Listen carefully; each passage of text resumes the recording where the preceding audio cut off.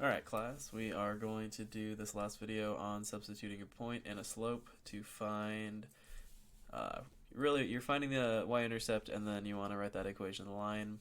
If you're doing really well after that you would graph it out, but for now let's just try to substitute to find a missing part. So we're going to do that by always having a point and a slope. So just to review, your point has your x part and your y part. So I'm going to do a couple examples. Your slope is always your m. If you want to color code them or write that somewhere, just connect those letters. That's where they're going. So we're going to take the y, we're going to change it to what y is equal to. So y is 3. Let's change that out. M is 2 right now. So this, if you have an easier problem, you're going to have a whole number slope, and then we're going to plug in that x. So x is 5 here.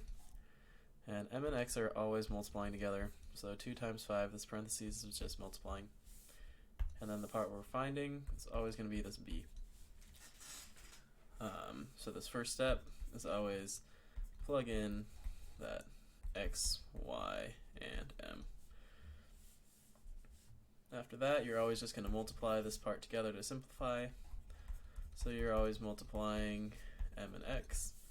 So what does that do here? That's going to be 2 times 5, it's just going to give you a 10. And we got a plus b. So then we're just going to balance out both sides. If you need to put your line in the middle to make sure you do it to both sides, do that. But either way, we got to get b by itself. So the only thing on the same side of b is this positive 10. And we're going to do the opposite of positive 10 to both sides to balance it out.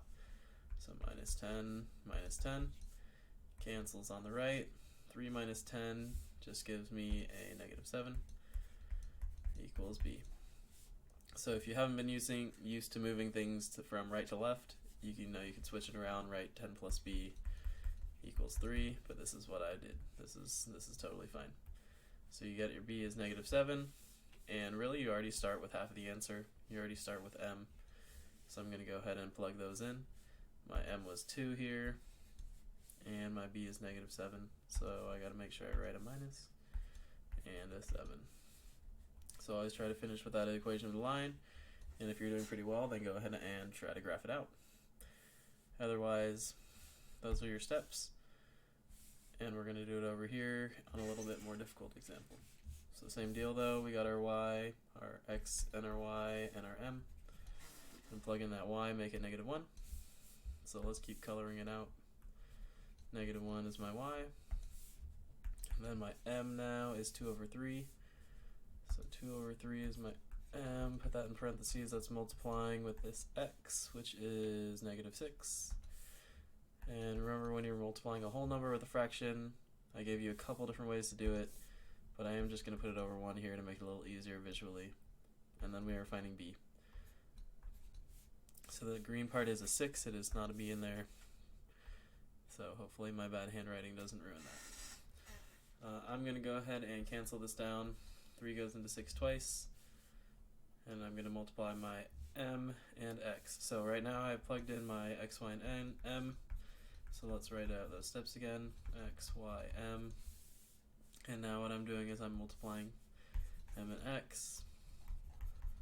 Multiply mx. So I'm even going to write down here a different way to do it in case you multiply in the other way. So if you multiply in the other way, you're just going to go straight across the top, straight across the bottom, and get a 12 over 3. And 12 over 3 gives you a negative 4, since your signs are opposite. Either way, we're going to have negative 1 is equal to negative 4 up here, plus b. And then when we balance this time, well, now we're balancing off of a negative. So since I have negative 4 here, opposite of that is positive 4. Both sides, same cancel, right to left. 4 minus 1 gives me a 3, and there's my b. So I have my slope at the beginning of the problem, 2 over 3, so I'm going to go ahead and write that in. And then now I have b right here is 3, so I'm going to go ahead and write that in. And then, if you're feeling frisky, you can graph that. Alright, go do some practice.